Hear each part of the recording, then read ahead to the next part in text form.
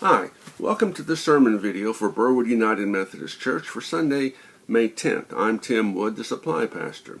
Our scripture reading today is from the letter to the Hebrews, chapter 12, verses 1 and 2, and our topic today is changes. So then let's also run the race that is laid out in front of us, since we have such a great cloud of witnesses surrounding us. Let's throw off any extra baggage, get rid of the sin that trips us up, and fix our eyes on Jesus, faith's pioneer and perfecter. He endured the cross, ignoring the shame, for the sake of the joy that was laid out in front of him, and sat down at the right side of God's throne. Has there ever been a time in your life when you've had to undergo so much change, forced change, like that's come from this pandemic? Change is inevitable in life. Sometimes change is welcome, but sometimes change is not so welcome. So the COVID-19 pandemic has forced significant changes on all our lives. Some people's lives have been flipped upside down. They've lost jobs. They've lost a loved one. But we all have to confront changes in our lives, changes and transitions. During the COVID-19 pandemic, lives have been turned upside down. People have to adjust to working at home, perhaps. They have to manage children who usually would be at school, and they may have limited or no access to familiar places or activities, just to mention a few things. There have been some positives come out of this as well, but I'm reluctant to promote the positives of something that has caused even one death, not much less 75,000 and counting. Many of the changes that have happened as a result of the pandemic would have happened eventually, but the pandemic accelerated the process. Before the pandemic, some churches resisted using the internet in their ministries. You would have had to drag them kicking and screaming into this type of ministry. But with churches not being allowed to meet, they have been forced to adapt to new methods and new ways of thinking. Major changes have been forced upon churches. Some have embraced the changes and plan to continue their online outreach after congregations are allowed to meet together.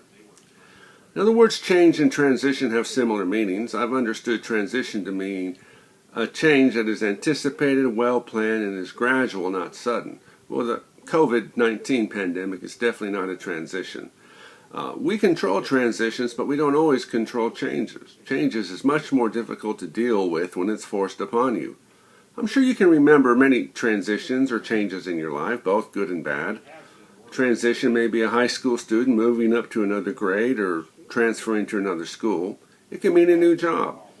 A loss of a loved one requires that a transition be made, both emotionally and often in practical matters. But change does bring challenges. Let's see what the Bible has to say about responding to change. In today's scripture, Paul urges us to run the race of faith. He says to throw off the excess baggage of our lives, much of which is caused when we fall short of God's commands. Paul tells us to focus on Jesus.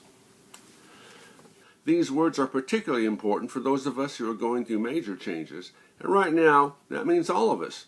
We need to remain focused on the primary task at hand. For Christians, that means living lives that are acceptable to God. Staying focused on God means that God's standards are the foundations of what we do. That applies to our response to changes caused by the pandemic. Staying true to God's standards is not an additional burden. In the long run, it makes the difficulties easier to handle. One practice that I question as to whether it is in line with God's will is the practice of hoarding. That's buying more of a product than you normally would buy or what you immediately need.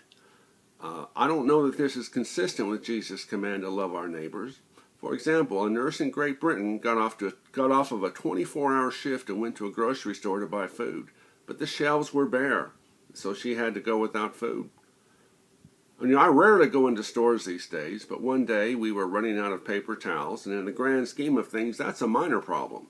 But I wanted those paper towels, so I made a rare visit to a store and went inside in search of paper towels. Sure enough, there were plenty of them.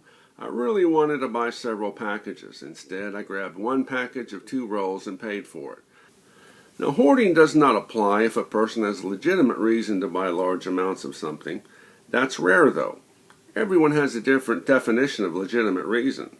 If the person is concerned about the store running out of an item, then buying more than what you immediately need is contributing to that problem. When I earned a private pilot license many years ago, I gained a new perspective on the importance of staying focused. I took flying lessons. I flew small propeller-driven general aviation aircraft, and it was great fun. I eventually earned a pilot's license. I haven't flown in many years, however, the benefits of the experience remain. The flying lessons were quite technical, but as in many types of study, there are life lessons to be found. When I learned how to do a pre-flight inspection, I saw the importance of preparation. In creating flight plans, I learned about planning. In the face of the challenges of learning how to fly, I learned perseverance. There's one lesson that comes from flying that's very important to me and translates to what we do. It's deceptively simple. It simply is, fly the airplane. That doesn't seem like much of a lesson at first. Some context is needed. The lesson of fly the airplane is built around what to do if problems emerge during a flight. Even the simple aircraft that I flew required management during flight. There were gauges to check and navigation to perform. In those pre-GPS days, navigation could be challenging. I was fortunate to never have had a major problem during a flight. But in some cases, for some pilots, multiple problems and distractions occur. Pilots refer to this as things stacking up. The phrase fly the airplane refers to not letting the distractions keep you from the fundamental task, keep the aircraft straight and level. This applies to life in that we all have distractions. Problems stack up. The challenge is to not let them distract from our purpose of life, which ultimately is pleasing God. Living a life that pleases God makes those distractions much easier to handle. Another experience that taught me something about focus was when I coached cross country and track as a high school teacher. I coached those sports for 4 years. I coached distance runners, and in cross country there was one race, a 5K race. In track I coached the 800, 1600, and 3200 meter races. And to give you some idea, 3200 meters is a little short of 2 miles. I told my runners that at the end of the race they should stay focused on the finish line. Nothing else. It sounds simple enough, but there can be distractions. Many runners wore wristwatches that contain a stopwatch feature. Sometimes they would look at the watch in the final stretch of the race. That cost them time. They'll even slow up slightly at the end of a race to push the button that records their time. And I told them not to do this. When they are in that final stretch, I wanted them running as fast as they could and focusing on the finish line. I wanted no distractions. Forget about the watch. We'll tell them their race time. Another thing I told them was to not look behind themselves on the final stretch. There are a couple of reasons for that. If they look behind them, that slows them down a little bit. And they should be running as hard as they can anyway. Are they going to run faster if they see someone is about to pass them? They should be running full speed already. If they are passed, they know that they were trying as hard as they could and there was nothing more they could do. The great baseball pitcher Satchel Paige once said, "Don't look back. Someone may be gaining on you." Runners must be focused on the finish, just as our scripture reading said. When we've been through a change, there's a temptation to look back. When change causes stress and difficulty, people often look back at the way things were before the change and they want to go back. It is possible there could be stressful times. There will be temptation to look back on the way things were before the big pandemic change and wish that those times could return. Well, we know they're not. You can't go back. That's especially true about the changes that have been forced on us by the pandemic. Some of the people of Israel decided life was better back in Egypt and suggested they return. But there was no looking back. There was no going back.